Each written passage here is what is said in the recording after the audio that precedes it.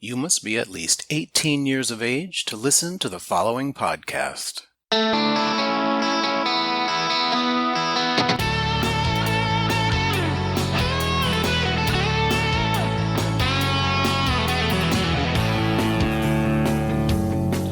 am Robert Black, and you are listening to Sexual Heroes. My guest, Brian Dawson, was a 1978 Playgirl Centerfold who became a popular porn dom for ZEUS Studios. Widely considered a BDSM authority, Brian has presented to community groups nationwide. He possesses the unique ability to convey nuances to those in both active and passive roles, helping them to understand that they share a single energy source, but draw from it in different ways. Brian's 30-plus years of experience in the BDSM community has earned him numerous honors, including International Mr. Drummer, the Los Angeles Leather Coalition's Mentor of the Year, and the Leatherman's Heart Award. Hi, sir. Thank you for being on Sexual Heroes today. Morning, Robert. Pleasure to be here with you. Appreciate it. There's a number of things I want to talk about today, obviously, and I kind of want to start chronologically. And in 1978, you did a centerfold for Playgirl? That is correct. I believe I was the first person ever with a beard to be a centerfold. Wow. I'm dying to know. How did that happen? In the San Fernando Valley, there is or was a gym called Vince's Gym off of Santa Monica Boulevard. And it was just a nasty, grody old, hardcore gym. I used to work down the street, so I would go there to do my workouts to let traffic die down before I go home. The guy that did the Camel ad, now this goes back to 1978, hairy guy, used to work out there, and he wasn't too, Vince wasn't too careful about shirts. And in fact, I don't think he was too careful about jocks, because I can remember this guy doing sit-ups with his cock hanging out of his short shorts. So, yeah, it was kind of an interesting place. But anyway, that's where one of these guys contacted me. He said, I think I can get you into Playgirl. You want to do a photo shoot? And I said, sure, why not? I'm pretty naive, so sure. He had a friend that had a house up in the Hollywood Hills. And so we went up there and did it around the pool and some inside the house, and he sent him off to Playgirl, and they accepted it. Unfortunately, they did not accept him as the photographer. He lost out on the gig, but I got it. And so they had a female photographer that they wanted to shoot. I guess they would have more of a female eye for what women would want. It made it through, and I was a centerfold in Playgirl. Wow. Nowadays, especially here in Palm Springs, it seems like everybody is on the internet naked. If I'm looking through a stream on Twitter or now New Tumble, I'll very often come across guys that I've seen at the gym or the grocery store around here. So it's just very common. But back then, that was kind of a big deal to put yourself out there buck naked. Did you have concerns about family and friends? And I should have. I just balls forward, let's do it. I shot it. Hindsight, I probably shouldn't have, because I was married at the time, and I did not tell my wife. Oh, no, I did not tell my wife. It was accepted. The photo shoot was done. The magazine was going to hit the newsstand, and I said, "Dear, I have to tell you something." And I thought, this is either going to go one way or the other. And she goes, geez, I wish you had told me that. And I went, yeah, but if I told you, you wouldn't have let me do it. So I said, this way, when I'm 73 years old and doing a podcast, I did it. I can talk about that. It came out. It was the talk of the neighborhood. Cocktail parties, everybody was commenting on the size of Brian's dick. And they did it in a nice way, but that's what they were talking about. But the most amazing thing is my mother-in-law lived 2 streets away. And I thought, oh, my God, she's going to blow her top and disown me. And she thought it was the coolest thing ever and used to carry that magazine around in her purse and showed all her friends. She goes, look at my son did. My son-in-law did. So wow. I was really, really lucky, Robert, that it went so well. It could have been a disaster, but it went really well. Well, it sounds like that might have influence some decisions down the road for you as well? I think it did. We grew up in a very permissive household. My wife and I did not hide our body parts from our kids. We went buck naked hiking for the weekends. It didn't throw me to expose my body. Years and years later, when I did the ZEUS videos, it's like, yeah, I've done this. I don't care. It's no big deal. Didn't feel awkward or embarrassed. Okay, so you were married, and then obviously at some point you were not married. Correct. Are you bisexual, or did you come to decide that you are not heterosexual, bisexual, homosexual? It was a slow progress. It eased on through. Obviously I had 2 children and we had good sex, and I did not cheat on her. But when I finally realized that I really did need to be with a man, I had moved to California. She was still in Texas. I came out to her and I said, I got to level with you. Here's the deal. And she was very good about it. She said, you want me to come out there with the kids, or do you want us to stay here in Texas? And I said, no, I really like it if you would come out to California. We sold the house in Texas. I bought her a condo here, co-parented the kids. Little by little, would play more and more with men than with women. At this point in my life, I'm pretty much exclusively with men. But, as early as a year or 2 ago, there were still a couple of women that I would play with. But I really don't consider myself bisexual. It just, I guess I'm gay with a proclivity towards occasional women, I guess. I don't know. Okay, in 1989, you were Mr. Drummer. Right. That was before or after you did a ZEUS video?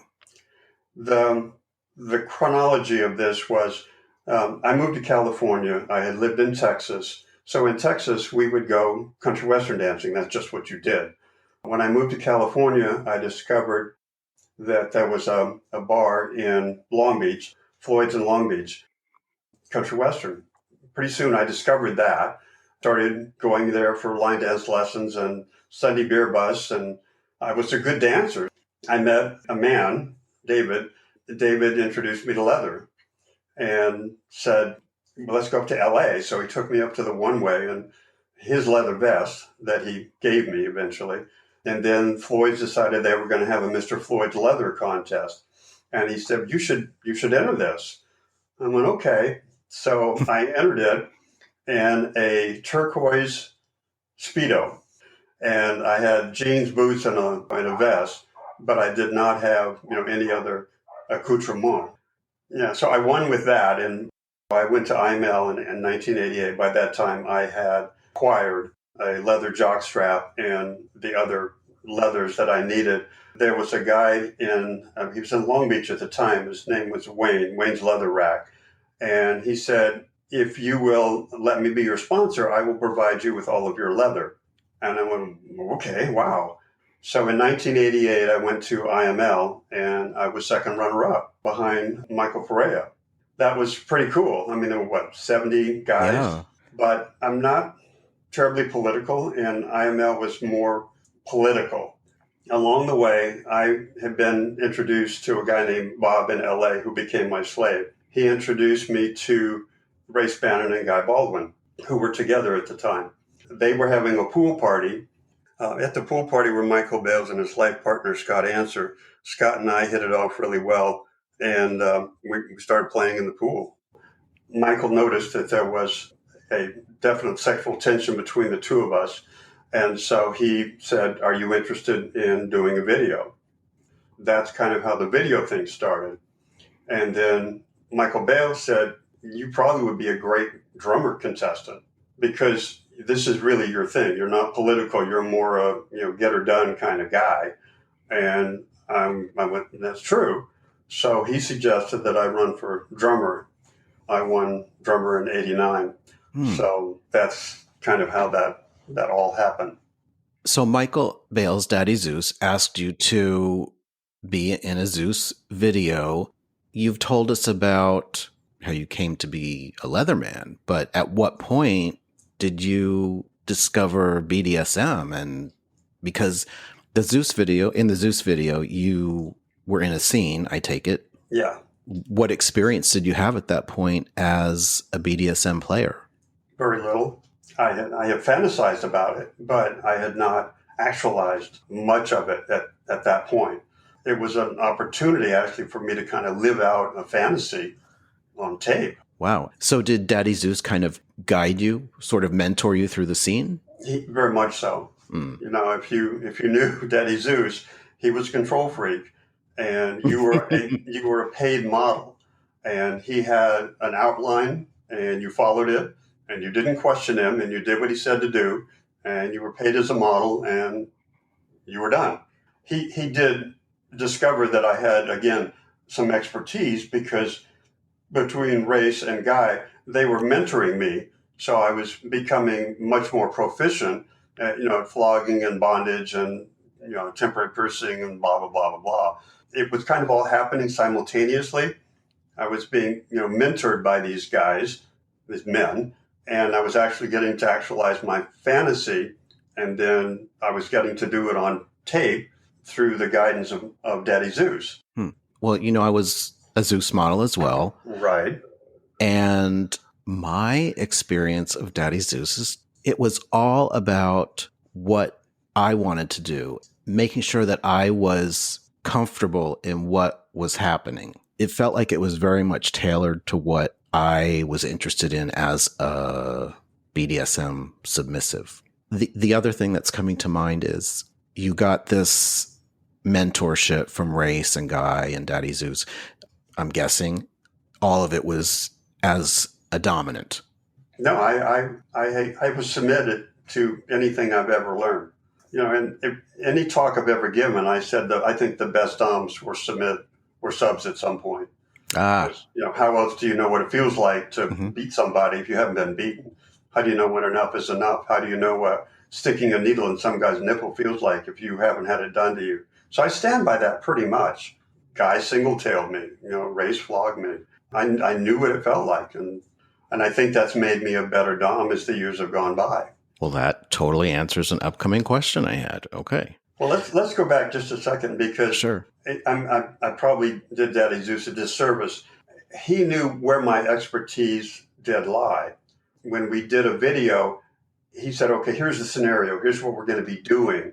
And he said, I'd like you to flog this guy or tie this guy up. Or he would tell me what he thought he would like, but he knew also where my expertise was. So we were in sync. It's just that you are now going to go over here and you're going to tie a guy to this chain link fence, and then you're going to do this. So we were in sync. He never made me do anything I didn't want to do. Got it. I just want to clear that up. Yep.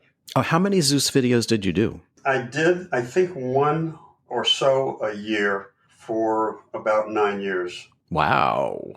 I didn't do a lot of them, but I was kind of his go-to top, because a lot of his models could top for the filming of the video, but that really wasn't where their heart is.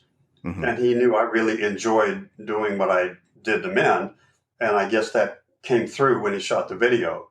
So I wasn't faking it, When I was working these guys over, I was doing it because I really loved doing it. But I also, I was a licensed architect and a partnership at the time. I had my life pretty full, so it wasn't like I was a regular model and needed my next video to pay the rent.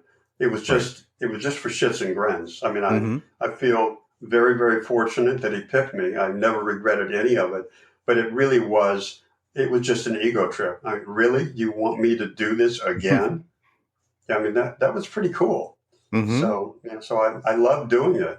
But I did about one a year, but I did it for almost 10 years. It was real BDSM scenes. It wasn't staged like in some other companies who didn't really specialize in leather BDSM videos.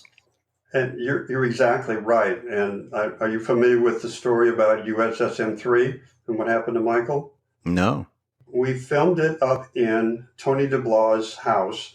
I think it was up in Palo Alto, because he owned Vermeer at the time. We all went up there for the weekend, and we filmed USSM3, and I guess this was the third one, and they were more intense videos. And so we filmed it in their dungeon. There were two other guys, and there was lots of yelling and screaming. And it wasn't put on. It was for real. But when that video came out, and I don't know exactly how it happened, police showed up at his house, and he had to go to court and hire a lawyer because they thought that these scenes were real. Oh. And that we had, because he told me, he said, be careful, because your life will be getting a phone call real soon. That it was so realistic, they thought that it was non-consensual and that I was really beating these guys up. So you're correct in that Michael always went for authenticity, and he preferred to work with guys that could get into it and could enjoy it, not just because they were, attractive men. Right. Well, this is a perfect lead-in to my next topic. In 1998, or about then, you came to Fort Lauderdale, and for some reason you were asked to do a scene at the Ramrod bar. You were there with your then partner.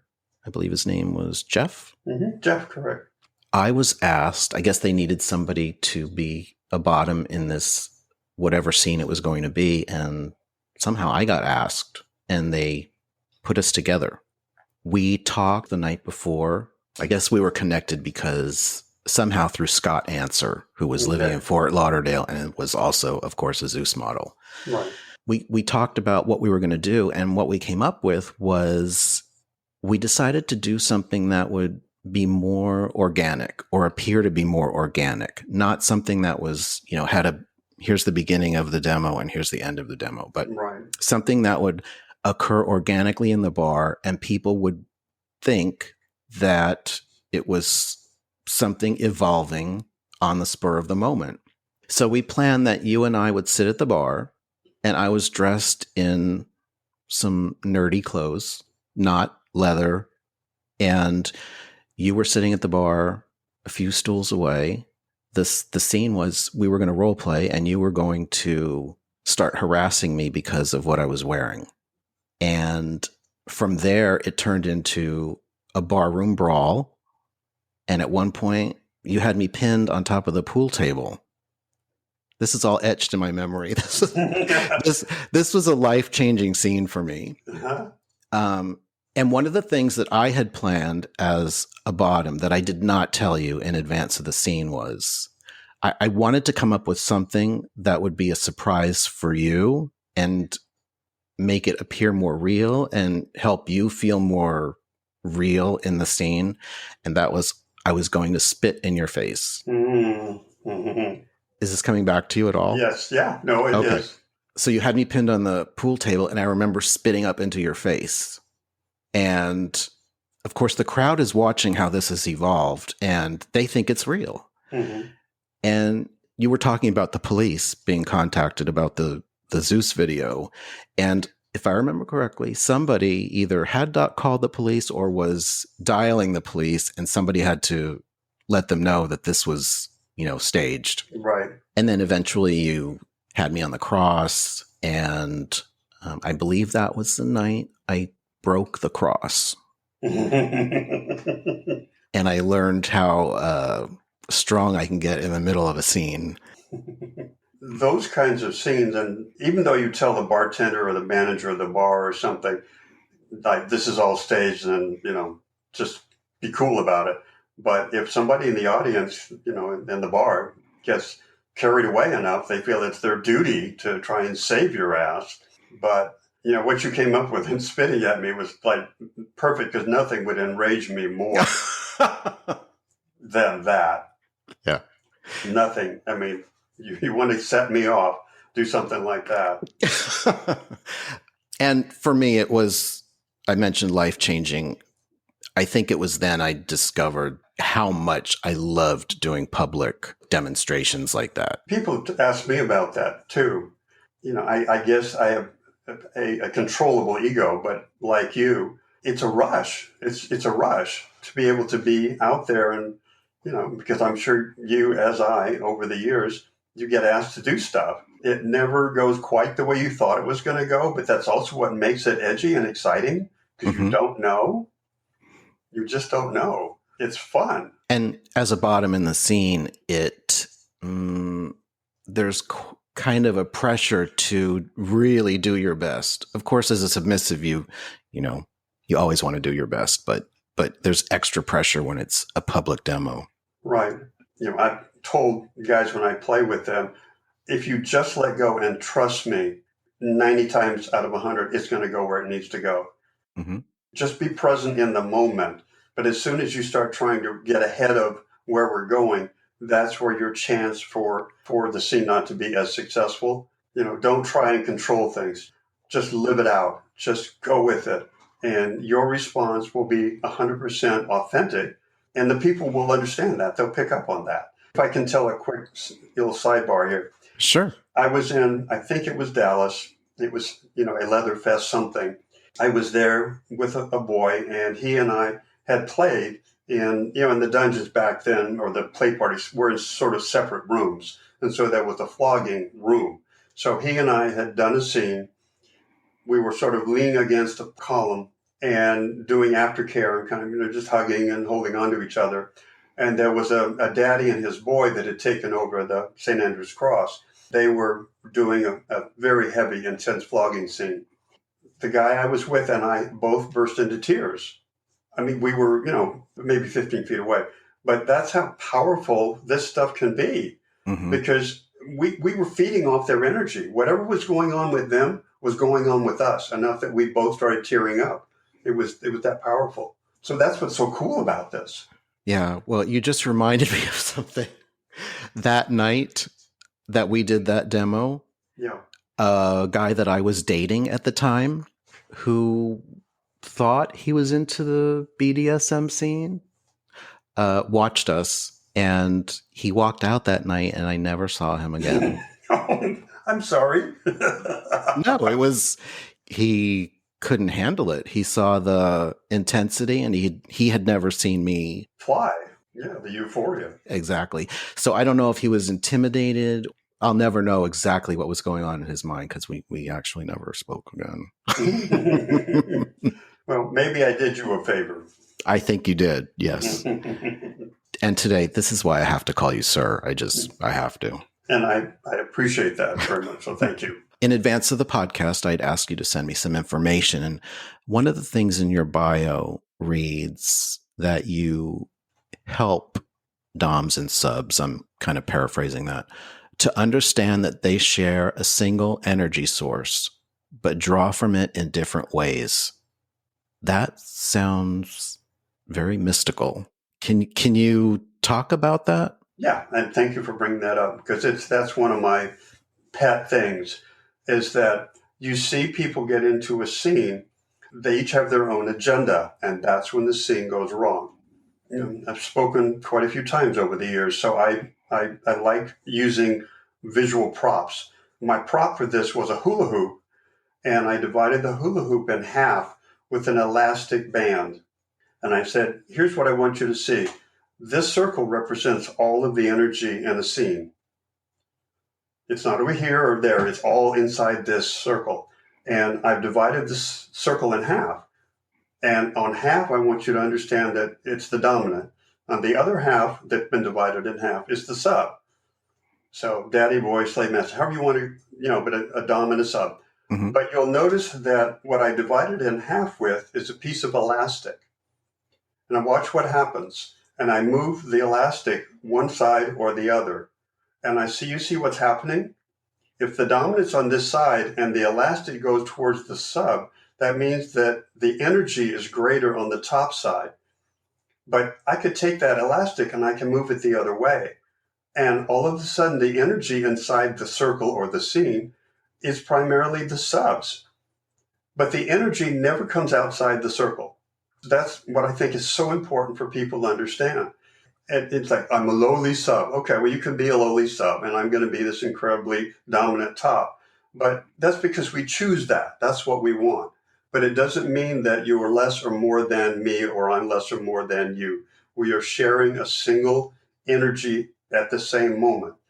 And if we do this right, that elastic band will ebb and flow. It'll fly back and forth during the scene.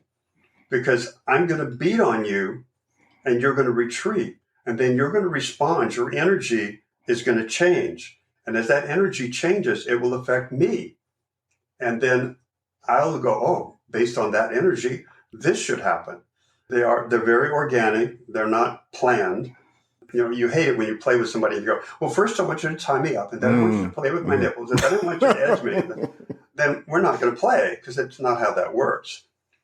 You tell me what you like, what you don't like, and what I absolutely can't do to you, and then it will just happen. Mm-hmm. And if we do it right, that energy will stay inside that circle, and it'll ebb and flow, and we'll have a great time. I mean, you can't see it, but will that make sense? Oh, I can totally picture that. It makes perfect sense. Okay. Yeah. So that's where that statement came from. Got it. That's a great analogy. Do you prefer to play with someone experienced or a newbie, or does it not matter? Honestly, it doesn't matter. Okay. Now, because of COVID, I don't play with anybody but my boyfriend. But back in the day, I would play with guys that are incredibly experienced, and we'd have this really great, intense scene. But I would have guys that were, 26 come to me because they're new and they felt safe. They were either recommended through someone or some reason they felt safe. I get this tremendous sense of satisfaction when I send them out the door and this kid is just buzzing. Mm-hmm. The endorphins are flying. So I actually warn them. I said, look, go to Carl's Jr. and, have a Coke, because you're not good to drive right now. You are so high on endorphins. You don't realize it, but you are. And I said, and this is going to tell you a lot about where you should go in the future. Maybe not with me, but maybe with somebody else that you trust. But you discovered something, and I get to share that. I help them experience and discover that. And that is in almost the same way as satisfying as playing with a very experienced sub, that you can go to very deep, dark places together. Mm-hmm. You mentioned your boyfriend. Yes. I want to talk about relationships for a minute. I want to share an experience of my own and to kind of lead into this. So back in 1996, 97, I had my first BDSM relationship. It was with two men who were dominant to me. And I played with them for about 6 months, and I longed to be part of their relationship, to be a permanent sub for them. It didn't work out, and that's okay. One of the doms said to me at the end of the relationship he told me that I wasn't a submissive, that I enjoyed bottoming in scenes and being on the receiving end, but he felt that I was not a real submissive. And that has kind of haunted me for the next 20 years till today. It's always in the back of my mind. And I think as a result of all that, I've moved to feeling like I could never have a primary relationship that was based in a power exchange. That has always been something outside a primary relationship. It's just go and do a scene or play or have a SIR maybe outside the relationship, but not a 24/7 thing. Now that I've talked about me for a while, how has BDSM played out in your relationships since you have gotten into that scene? Okay, I'll come back to that, but I want to make a comment. I don't think you're being fair to yourself, because you're relying on one man or two men to set your path. It's somebody's opinion. And I don't think that you're being fair to yourself. If that's something that, and in those deep, dark, lonely hours, what you long for, and if you long for that, don't let one or two men tell you what you can and can't do. Anyway, so that's Dr. Dawson here giving you my opinion. But, and I mean that in the most sincere way, because I think that if you're wired that way, you're wired that way. You can push it to the back and you can have a more or less vanilla relationship, but it's never going to be as successful. And you will need to find the Dom Daddy on the side to take care of that other, even if it's 10%. There's a party game you can play. You take a piece of paper and it's cut with like your fingers. You're cutting on that piece of paper. You write tabs of I'm into this and this and this and this and this. So you write your fetishes on there. Mm-hmm. And then other people write their fetishes. And so you go around the room and you start holding the paper up next to somebody else to see. It's like, oh, wow, we match on, and it just, again, it's a visual thing. It makes it real easy. So you don't have to talk. It's like speed dating. It's like, oh, you're into flogging and so am I. You're into fisting and so am I. It immediately shows you where your common ground is. And I think that we waste a lot of time because we're not honest with ourselves. In those dark, lonely hours, you go, God, I really, really want to be collared. I really want to, wear a PA. I really want to get fisted. Whatever that is. Life's too short. If it's consensual between two adults or three or however many in your leather family, fuck it, do it. I mean, I don't want to go, breathe my last breath and go, God, if only I had. I think that, we cut ourselves short. Having said all of that, every single relationship that I've had, I mean, my very first relationship, I walked into the scene and I had a collared slave. That's where it started for me.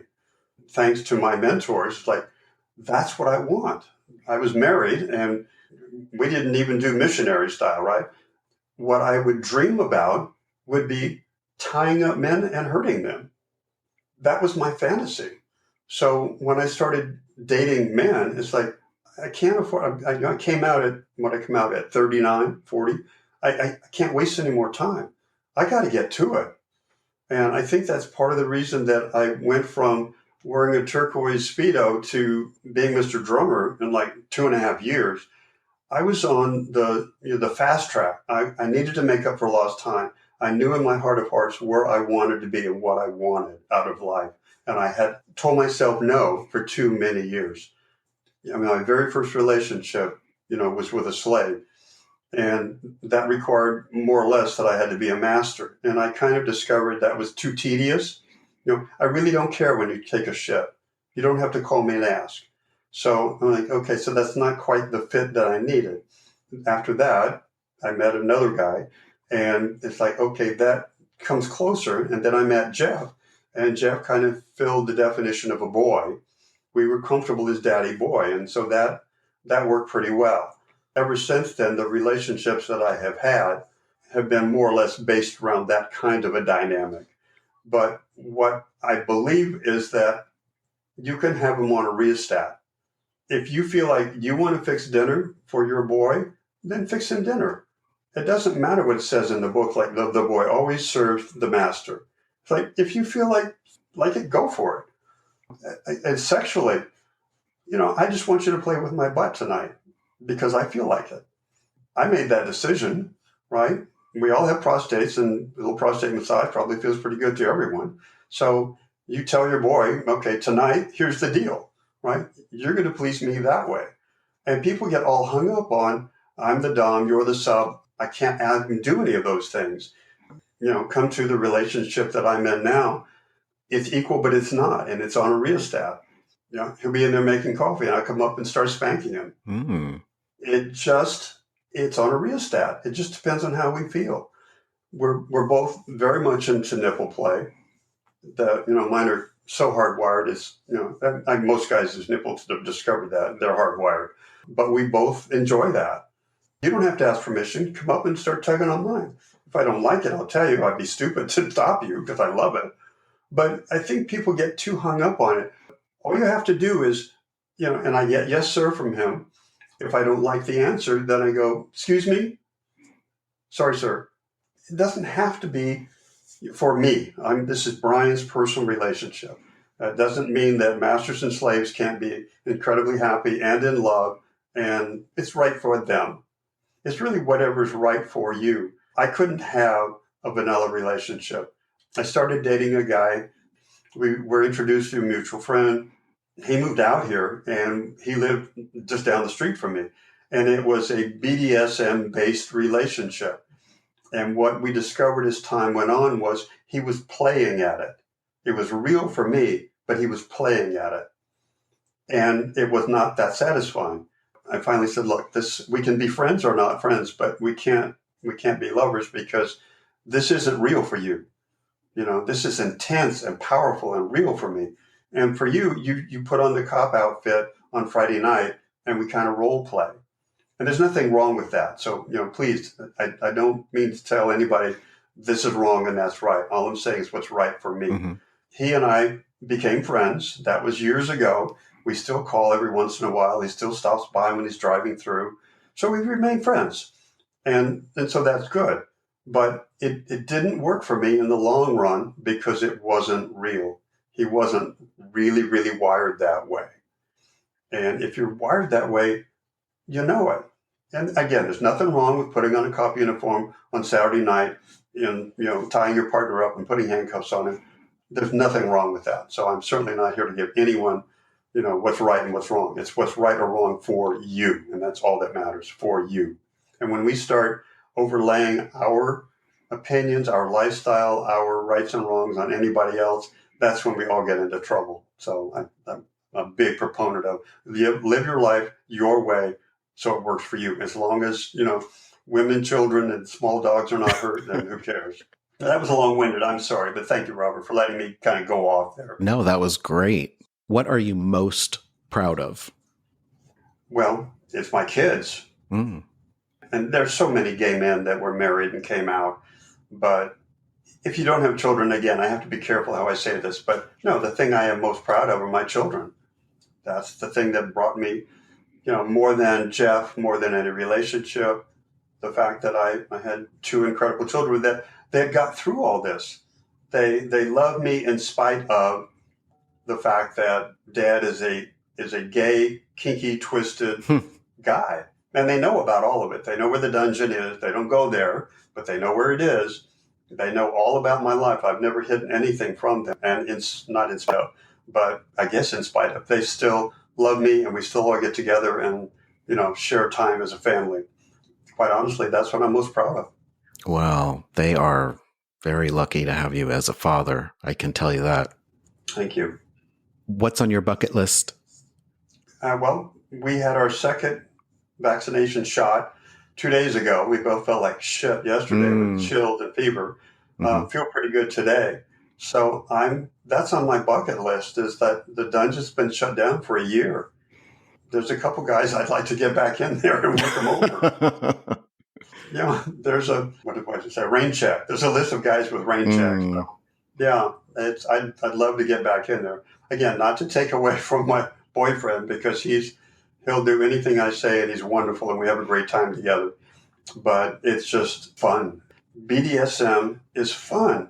And if it's not fun, you're doing it wrong. You shouldn't be doing it. Safe, sane, sexual, and fun. And I miss that. I miss, having a guy come to the back door and knock on the door and, strip outside, get on his knees and crawl into the dungeon. And it's fun. I mean, that's a wonderful part of life. It's just a part, but it's a wonderful part of life. And so, that's on my bucket list. I want to get back to that. Sir, thank you very much for being on Sexual Heroes today. I just want you to know it's meant so much to me, and I'm just so honored that you gave up your time to do this interview. I've had an amazing, incredible, glorious life. And it's from people like you and Daddy Zeus and all the people that I've met over it's been 30 some odd years. I mean, I can't imagine what my life would be like had all of that not happened, because I feel so enriched because of it. I am so much more than I ever would have been because of all those people that I met through life. So thank you for taking the time to interview me. I am honored by that. For information with links about a guest appearing on Sexual Heroes, visit the show notes at sexualheroes.com or on your favorite podcast app.